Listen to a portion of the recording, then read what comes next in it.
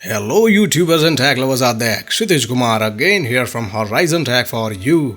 और Horizon Tech for You के आज के इस एपिसोड में हम बात करने वाले हैं physical memory versus virtual memory. ठीक है, तो इस वीडियो को अच्छे से समझने के लिए आपको पता होना चाहिए कि फिजिकल मेमोरी क्या होती है, यानी कि रैंडम एक्सेस मेमोरी रैम वो क्या होती है। अगर नहीं पता है तो हमारा वीडियो है ऑलरेडी बनाया है मैंने, और उसके अलावा भी बहुत सारे वीडियोज़ बनाए हैं रैम के रिलेटेड। सारे वीडियोज़ देखने पड़ेंगे, समझना पड़ेगा कि रैम है क्या, इसे ही कहते हैं फिजिकल मेमोरी। और वर्चुअल मेमोरी क्या है वो भी समझना पड़ेगा, उसके लिए भी मैंने डेडिकेटेड एक वीडियो बनाया है। तभी इसके बीच में ये जो कंपेरिजन आज हम करने वाले हैं, यहाँ पे जो भी डिस्कशन होने वाला है वो आपको समझ में आएगा। फर्स्ट ऑफ ऑल मैं आपको बता दूं कि वर्चुअल मेमोरी जो है वो एक वर्चुअल मेमोरी है, उसका नाम ही सजेस्ट करता है। और फिजिकल मेमोरी है वो फिजिकल रियल में एक मेमोरी है। ठीक है, जैसे कि आपकी रैम रैंडम एक्सेस मेमोरी। तो वर्चुअल मेमोरी बेटर होती है या फिजिकल मेमोरी, अगर हम कंपैरिजन करें, जैसे बहुत सारे, ये एक बहुत ही पॉपुलर टॉपिक है कम्युनिटी में, पूछा जाता है हर बार ये सवाल कि ज़्यादा फिजिकल मेमोरी ज़्यादा होना अच्छी बात है या ज़्यादा वर्चुअल मेमोरी होना अच्छी बात है। तो अकॉर्डिंग टू मी मेरा आंसर है कि फिजिकल मेमोरी ज़्यादा होना अच्छी बात है, वो भी अगर रिक्वायरमेंट है तो। ठीक है, अगर कुछ यूज़र ऐसे होते हैं जो ये वर्चुअल मेमोरी के कॉन्सेप्ट से जब अवेयर हो जाते हैं, यानी कि उनको जब पता चल जाता है, तो ज़्यादा से ज़्यादा वर्चुअल मेमोरी एलोकेट करने की कोशिश करते हैं सिस्टम को। ठीक है, तो उनको लगता है कि हमारी रैम की साइज़ बढ़ गई, लेकिन एक्चुअल में अगर आप समझने जाओ तो वर्चुअल मेमोरी इज़ बैड। ठीक है, वो वर्चुअल मेमोरी है। वर्चुअल मेमोरी कहीं ना कहीं आपके सिस्टम के परफॉर्मेंस को डाउन करती है। अगर आप डिटेल लेवल पे समझोगे, हमारा पेज फाइल वाला वीडियो देखोगे तो आपको समझ में आ जाएगा। वर्चुअल मेमोरी है वो एक कॉन्सेप्ट है, आपको समझना पड़ेगा। आप अगर फिजिकल मेमोरी के साथ उसका कंपेरिजन करें तो फर्स्ट ऑफ ऑल तो कोई कंपेरिजन बनता ही नहीं है, क्योंकि ऑल द टाइम इन हर एक कैटेगरी में फिजिकल मेमोरी इज़ बेटर। लेकिन वर्चुअल मेमोरी जैसा कॉन्सेप्ट फिर क्यों होता है? क्योंकि हर एक यूज़र के पास, हर एक कंप्यूटर में इतनी सफिशिएंट रैम नहीं होती इन बाय एनी चांस। बहुत सारे इसके कारण हो सकते हैं, बजट अवेलेबल नहीं होता प्रॉपर, तो वो जो रैम की साइज़ है वो इतनी ज़्यादा नहीं होती।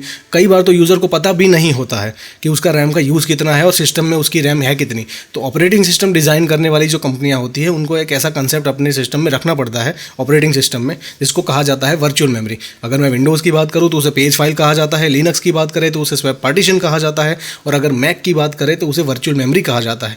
तो ये कॉन्सेप्ट हर एक ऑपरेटिंग सिस्टम में होता है। तो अगर छोटे से छोटी रैम वाले कंप्यूटर में भी अगर इस ऑपरेटिंग सिस्टम को इंस्टॉल किया जाए तो उस ऑपरेटिंग सिस्टम को चलने में एज वेल एज यूज़र को काम करने में कोई परेशानी ना आए, इसलिए एक ऐसा कॉन्सेप्ट वहाँ पे रखा जाता है जिसको कहते हैं वर्चुअल मेमोरी। तो वर्चुअल मेमोरी है वो वर्चुअल है, रियल में कोई मेमोरी नहीं है। अगर आपकी सिस्टम में ज़्यादा रैम की रिक्वायरमेंट है, अगर आपको आपका वर्कफ्लो पता है, आपको आपकी रैम की रिक्वायरमेंट पता है, आपका यूसेज पता है, तो definitely physical memory is better, always better than virtual memory. ठीक है, वर्चुअल मेमोरी, अगर आपने हमारा रैम का मिसकंसेप्शन वाला वीडियो देखा होगा, वहाँ भी मैंने कहा था कि वर्चुअल, ये जो हर जगह ये मिसकंसेप्शन है, ये मिसगाइड किया जाता है यूज़र को। वर्चुअल मेमोरी दिखा के ऐसा शो किया जाता है कि आपकी रैम इतनी हो जाएगी, वो हो जाएगी, ये हो जाएगी।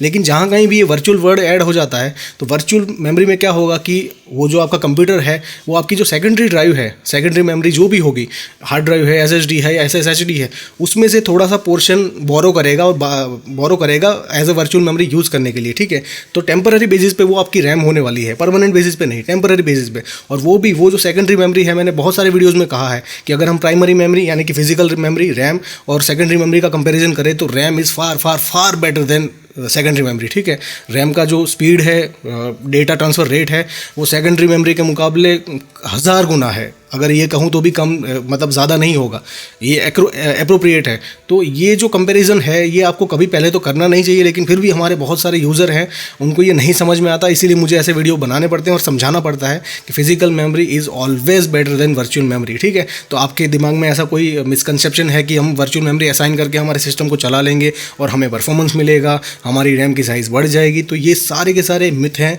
जिन पे आपको बिलीव नहीं करना चाहिए। और रियल में अगर आपकी ज़रूरत है आपके सिस्टम को, मैंने रैम वाले वीडियो में भी कहा है कि ज़्यादा रैम होना अच्छी बात नहीं है। अगर आपको ज़रूरत है तो वो अच्छी बात है, वहाँ पे अगर रिक्वायरमेंट है तो ज़्यादा रैम होना, ज़्यादा फ्रीक्वेंसी होना, ज़्यादा मेमोरी चैनल्स में डिवाइड होना अच्छी बात है। लेकिन जहाँ ज़रूरत नहीं है वहाँ पे ज़्यादा रैम है तो कोई बेकार चीज़ है, और जहाँ पे ज़रूरत है वहाँ पे रैम प्रॉपर ना लगा के ऐसी एक वर्चुअल मेमोरी असाइन की जाए और उसका यूज़ की जाए, वो भी प्रॉपर नहीं है। तो मैं आपको रेकमेंड करूँगा, इस वीडियो की समरी यही है कि physical memory is always better. अगर आपको फिजिकल मेमोरी की ज़रूरत है, रियल में आपका वर्कफ्लो आपको ऐसा है वर्कलोड जिसमें ज़्यादा रैम की ज़रूरत पड़ती है तो go and get a real RAM, ठीक है। ऐसी वर्चुअल मेमोरी पे आप डिपेंडेंट मत रहिए और अपने सिस्टम को बॉटलनेक मत कीजिए। बॉटलनेक वाला वीडियो भी देख लीजिए, तब आपको ज़्यादा समझ में आ जाएगा ये सारी चीज़ें, ठीक है। सो आई होप कि इस वीडियो में मैंने आपको जो भी बताया, जो भी समझाया, आपको सब कुछ सही से समझ में आ गया होगा। लेकिन फिर भी कुछ इशू है, कुछ नहीं समझ में आया है तो मुझे पूछिए, मैं आपको उसका आंसर दूंगा। And I will definitely see you guys later. Thank you so much.